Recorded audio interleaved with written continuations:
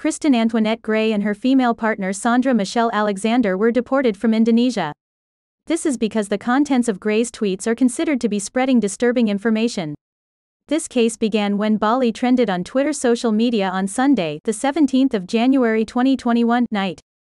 After being traced, it was triggered by a thread from the owner of Kristen Gray's Twitter account with the username @KristenTuti.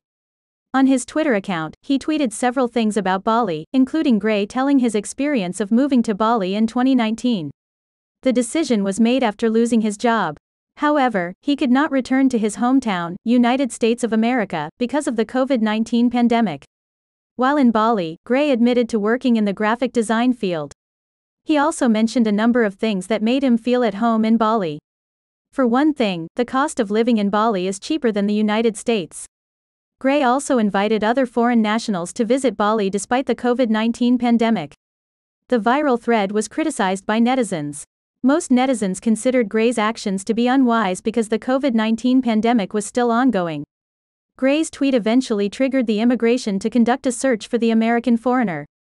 The Immigration Service is looking for Gray's whereabouts to confirm his tweet offering foreigners how to enter Bali during the COVID-19 pandemic. Immigration also wants to know about Gray's work while living in Bali. Gray is known to have used a visitor visa to get to Bali. Deported. Gray and his female partner, Saundra Michelle Alexander, and their lawyers visited the Denpasar Immigration Office, Tuesday, the 19th of January 2021. The lawyer said Gray was shocked by the reaction of netizens to his tweet. After 8 hours of being examined, Gray and his girlfriend were finally sentenced to deportation.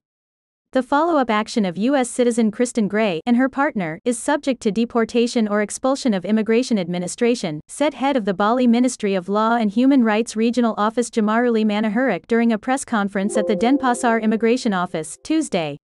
This decision was made for a number of reasons. Both of them were deported for spreading information that was considered disturbing the public. This information is about Bali, which provides comfort to LGBT people. Gray wrote this in a tweet on his viral Twitter account. Then there is easy access to Indonesian territory during the pandemic. The American foreigner also carries out business activities through selling e-books.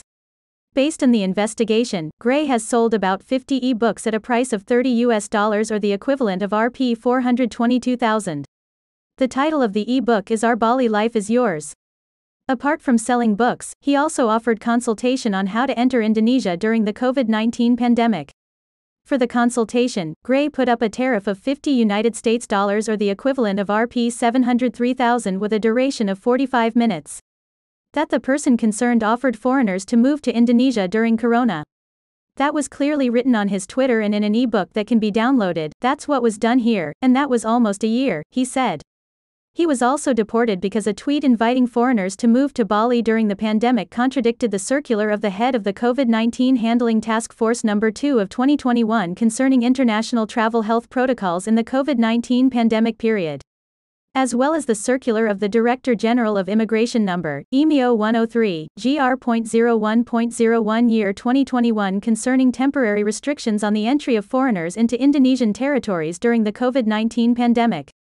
Gray's lover was also deported because he was considered involved in these activities. Kristen Gray's response responding to the reported sanctions, Gray pleaded not guilty because his visiting visa was not overstayed. He also admitted that he did not work or earn money in Indonesia. I am innocent, my visa was not overstayed. I did not make money in Indonesian, rupiah. I commented on LGBT and I was deported for being LGBT, he said, accompanied by his lawyer Erwin Siregar, Tuesday night. Gray did not take long to make a statement. He was then asked to enter the room by the officers. While waiting for the flight to return to their home country, Gray and his partner were detained in the Denpasar Immigration Office detention room.